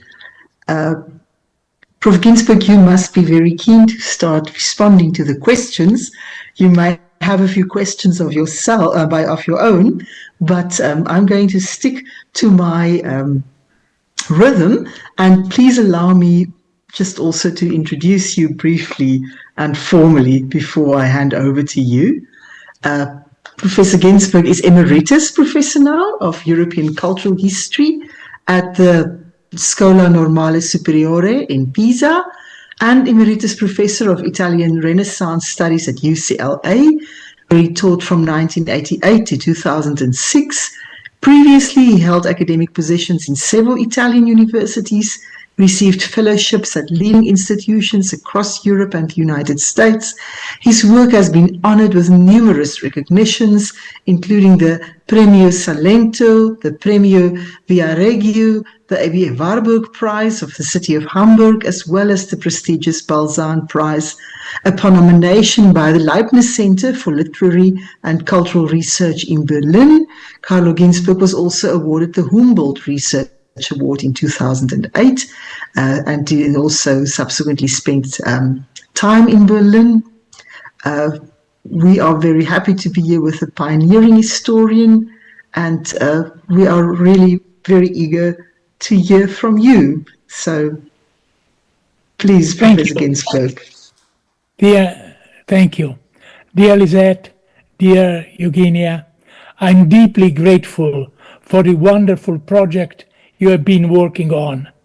I'm happy and honored to participate in it, and I would like to congratulate with Julio Broca for the splendid design he suggested for the 50th anniversary of the Italian version of The Cheese and the Worms. This long-term impact raises the question, how is it possible that a case study dealing on a 16th century Friulian miller, Domenico Scandella, nicknamed Menocchio, put to death by the Roman Inquisition, has been translated into 27 different languages? My answer would focus first on Menocchio's extraordinary personality. Secondly, on his bold attitude towards religious and political authorities, as well as on his dream of a new world, elements translatable into different cultures. Third, this anomalous case has been conveyed by an unconventional historical narrative, which may involve the readers by displaying the results of the inquiry as well as the tortuous trajectory which paved the way to them. This list of translatability could go on, but I would like to insist on one of them, which is far from obvious. Some years ago, an Italian historian criticized my work on popular culture, including, of course, The Cheese and the Worms, like, I quote, old, unfashionable stuff, end of quote. My answer to this criticism was, to say the least, myopic. My oblique approach to Inquisition trials, reading them between the lines, trying to seize the fragments of usually unrecorded popular culture, could inspire historians to work in the perspective of global history on evidence produced by European colonizers by retrieving fragments of the culture of formerly colonized people. If I'm not mistaken, this suggestion may have contributed to the structure of the seminar. Now, I've been submerged by comments and challenging questions, and I think I would be absolutely unable to answer all of them, but I'm really surprised by the intricate connection they have. So I may start from one of them, Thomas' remark, which was not a question, historical imagination. This struck me because if I remember well, the third point I made about the literary presentation of The Cheese and the Worms is also related to historical imagination. And let's say the interaction between fiction and history has been identified in The Cheese and the Worms, and in a sense, if I'm not wrong, also contributed to his long-term impact. Now, here there is a break in my trajectory, and in a way I'm indirectly responding to Deepesh question, how do you feel 50 years later? And I would say, but certainly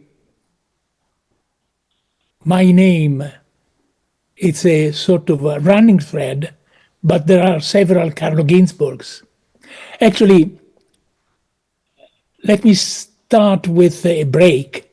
And the break was related to just to the end of my book, the publication of my book, Storia Notturna, in English, Ecstasies, Deciphering the English Sabbath. At that moment, I began to teach at UCLA. And the year after, Hayden White came, and he gave a talk. And I was in the audience, and I asked a question, and then a sharp, civil, very aggressive dialogue between us emerged. And actually from that dialogue, my friend and colleague, Shaul Friedlander, who was in the audience, told me in the evening, we should have a conference dealing with the way in which Hayden White's and his followers' skeptical approach to the Shoah must be discussed. And this, in fact, became a conference. The title is Framing the Limits of Representation. I contributed to it with an essay called Just One Witness, and Hayden White also contributed to it, and so on and so forth. Why I'm saying this?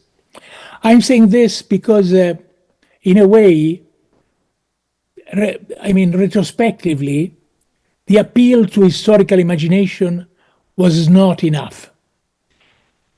And what was lacking, this has been emphasized by Dipesh in his comment, was, let's say, the issue of proof. In my Jerusalem lectures, which were published first as History, Rhetoric, and Proof, well, the word proof was certainly polemical. But what struck me was the fact that Hayden White was mentioning rhetoric as something which was involving both fictional narratives and historical narratives without making any distinction. Now, when I heard this comment of his, I thought about a page by Antonio Gramsci in his prison notebooks. He was talking about something completely different, meaning the future of revolution in Western Europe. But he mentioned two strategies: guerra di posizione, trenches, e guerra di movimento, to attack the enemy,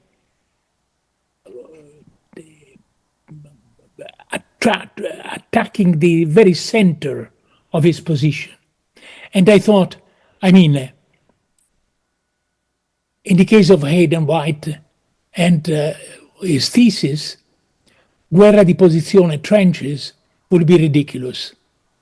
It will be a sort of a repetition of historical narratives are historical narratives, fictional narratives are fictional narratives. No, I have had to use sort of more aggressive, unexpected strategy. And the distinction, the discovery, this was not something which was obvious. Even Arnaldo Momigliano, the greatest scholar from whom I learned so much, when he commented on Hayden White's work, he didn't make this distinction on two different kinds of rhetorics. So on the one hand, we have a rhetoric going back to Aristotle, Quintilian, up to Lorenzo Valla, in which proofs are crucial. On the other hand, there is an anti-Aristotelian rhetoric, Nietzsche's rhetoric, in which proofs are simply dismissed as not even irrelevant, inexistent. Now, for me, proofs became crucial. And so this was a sort of, there is a gap in my trajectory. So I'm, rereading The Cheese and the Worms, and I find something which I realized only later. What, for instance? Well, first of all, let's say a notion like cultura popolare. I'm not particularly fond of it, and I was not at that moment. But much later, I wrote an article which is called Our Words and Theirs, which has been translated into many languages, in which I reworked a distinction made by Kenneth Pike, the North American linguist, anthropologist, and Protestant missionary, between ethic and emic. Ethic categories are the observers' categories. Emic categories are the actors' categories. Now, Dipesh referred to my reworking of this distinction when he said, to his students, questions are related to the present. But this is just the beginning of the story, because then we try to catch the actors' categories, establishing a dialogue which implies also the possibility of reworking the initial questions. Now, the historiographical context of this is interesting, because to say that the questions are present, well, we think about François Artaud and his book on presentisme, but behind this, not only for an Italian like myself, there is Benedetto Croce. Ogni vera storia è storia contemporanea. All true history is contemporary history. Yes, but contemporary, and then there is a risk of ventriloquism, of projecting the actors' categories, the observers' categories into the actors' behavior and language. So I reworked that distinction through Marc Bloch, because Bloch, in the late 30s, wrote an essay saying that the notion of class, in this meaning of social class, could also be used in the case of Middle Ages, even if in the Middle Ages that word had not such a meaning. Now, this seems to me important because, we are dealing with, certainly even in my book, The Cheese and the Worms, there are, let's say, notions which are at an ethic level. And so I'm not interested in defending them because they are conventional. The point is to use them as instrument in order to establish that intricate relationship between ethic and emic, questions and answers, reworking of the initial questions, and so on and so forth. But now I would like to stop because I think that I spoke too much. I'm immensely grateful for this discussion. It was so rich. I'm going to reflect on this, and as it has been said, obviously, the book is there. We may look at it through a different, let's say, Chinese box.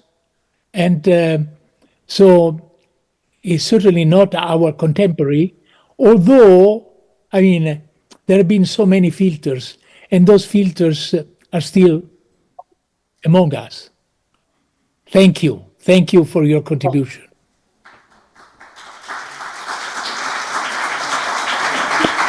No, it's us who thank you. I am wondering if we can perhaps give a round for our panelists, if there is perhaps a response from your side or any aspects which you would perhaps like to reiterate or take further. I'm ready. Thank you. Thank you.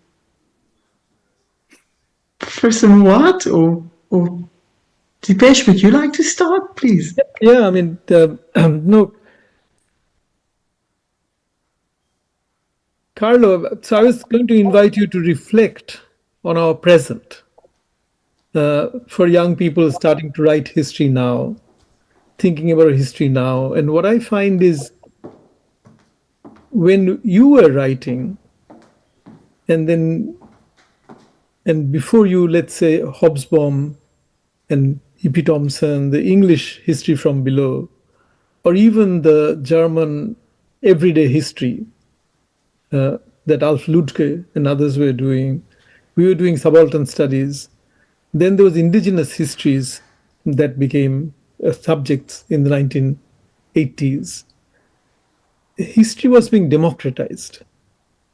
I mean, it was being used in the service of broadly democratic ends, and the subject itself was being made democratic by expanding the number of groups whose histories we were writing, and by, with rise of women's history, all kinds of histories that were actually trying to bring the unrepresented into representation. But it was all looking to a future that I used to think was a kind of gift of Europe, except for the indigenous people whose lands were taken by Europeans to create societies like Australia, America, Canada, all the settler colonial societies. Just as Eric Wolff used to write about Europe and people without history, Europe also created a lot of people with futures, not European futures, but other kinds of anti-colonial futures, socialist futures of different kinds. And there was a sense that we were all writing history for a shared, common future for humanity. Today, that vision of the future seems in peril. I mean, it's getting more fragmented. With environmental crisis, we don't know what to do. Powerful nations like the US are in denial. Every war actually warms up the planet even more. Do you have thoughts about what might be the overarching narratives of the present for which we might write histories? Well, thank you very much. No, sorry. We're going to continue? Just to say that when you began, I mean, that's why I think your lifelong struggle against what you saw as skepticism, the Foucauldian, the Derridian, to Hayden White, the Nietzschean tradition. And that struggle made sense because you thought that the distinction you made, the opposition to Foucault's idea of effective history in the Jerusalem lectures, where you said it's only by using reason, which is universal, that you can bring the powerful to the bargaining table. Otherwise, if history represents only the powerful, then the powerless are out of the game. But today the world is shifting, and we don't know if the shift is permanent, but we have fears that the shift might be long-term. And so I think back to the decades when historians were democratizing history. And I just wonder what, going forward, younger historians will be writing histories for, because it's clear that just doing identity politics doesn't get you very far. But at the same time, the other dreams that were fueling history writing in the 50s, 60s, 70s, 80s, 90s, I mean, those dreams, they're not exhausted as dreams, but they seem weaker in their political force. So I just want to ask you what your reflections are as you read newspapers, as you read the news. Yeah. Well, I've said enough. Many thanks for your challenging comments. I just a few weeks ago I published a book in Italian, but it includes some essays which have been published in English, including the essay which gives the title to the book. And the title is in English, The Bond of Shame, and in Italian, Il vincolo della vergogna. And actually, my starting point was a sort of retrospective reflection when I was teaching at UCLA, and I was, let's say, horrified by the tortures which were going on in Guantanamo, but I was not ashamed. On the contrary, there were, let's say, minor events in Italy which made me ashamed of. So I started from this, saying maybe, and then I advanced an hypothesis, the country we belong to is not the country we love, but the country we may be ashamed of. Obviously, the weight of shame is changing very much from country to country and also from time to time, but shame implies a bond. Why? And so I tried to go back to this notion. Anyway, at the end, there is that's the conclusion of the essay, a sort of redefinition of the notion of identity, a word which I detest, and so I can use it only in an ethic level, I mean in quotation marks, but I tried to reshape that notion. And then I added a coda for the Italian version, because the essay, I mean, I translated the essay, so I added a coda, and I mean, about, well, the horrendous Hamas massacre on October the 7th, and the criminal reaction of Netanyahu in Gaza. So, I mean, a large part of the book is, in fact, I believe, and this has been the reaction of the first readers, in a sort of oblique reflection on the present. Actually, the subtitle of my book is Oblique Readings.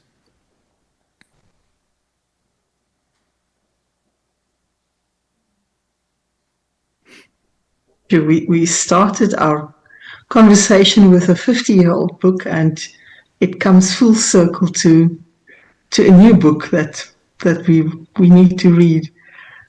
Thank you very much for that. I don't know if there's perhaps any concluding comments from any of the panelists. So I want to make a short question, actually, because I think that epistemologists, since the so-called professionalization of history, come and go. And in that sense, Carlo, micro and macro have always been connected in your scholarly work. But what is your opinion on the contemporary peak of world history, and beyond of that, of big history, which sells thousands or even millions of books nowadays?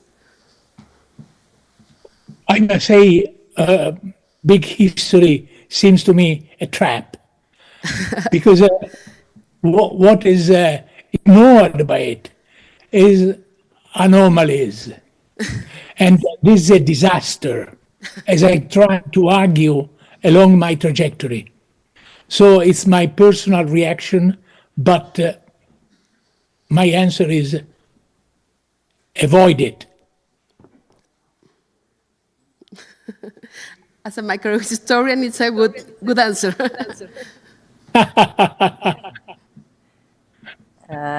Now, I just want to ask you, Professor, And I think in the line of Depeche, what's your advice for the young people who is entering history courses in this moment that we have no horizon of expectation or a crisis of utopia?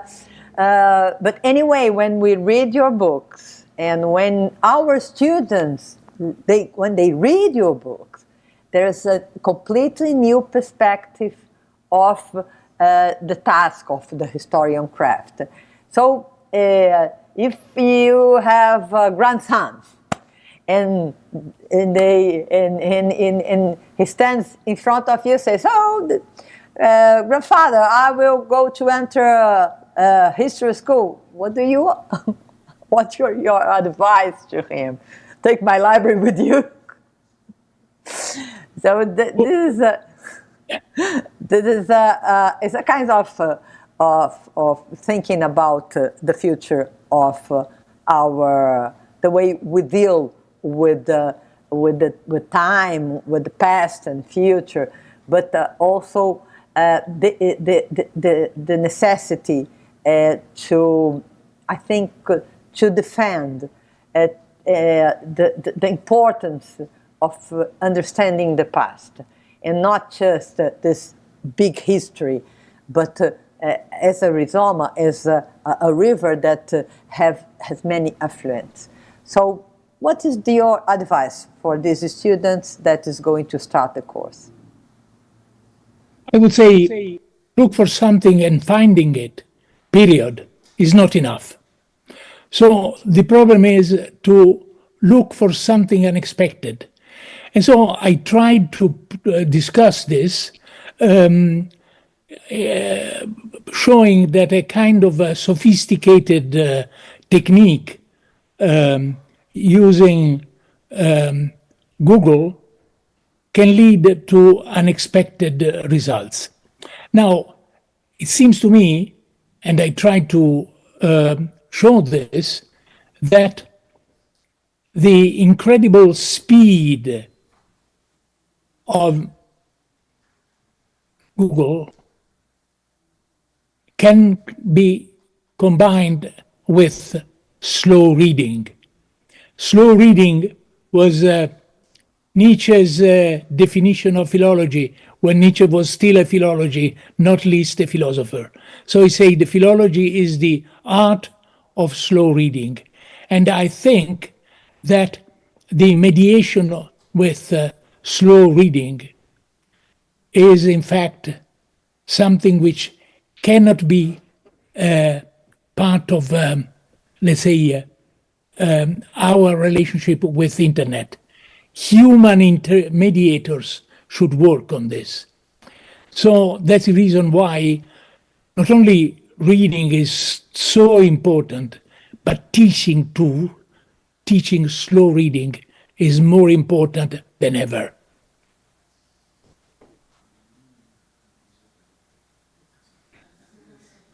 Thank you, Professor Moat, for asking that.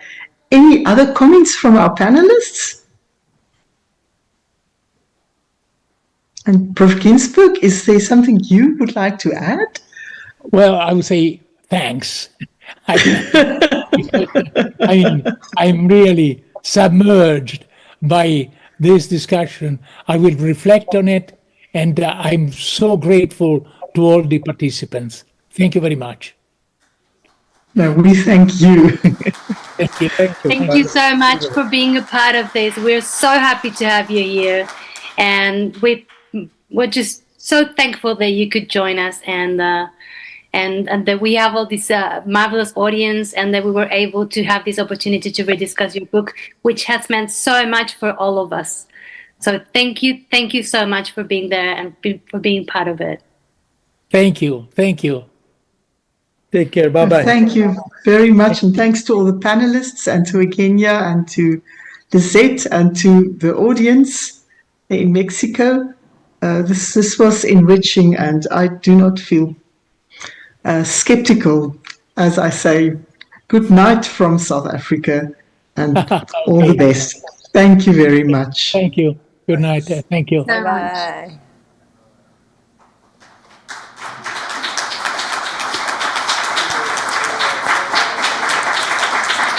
Thank you, everyone. Thank you.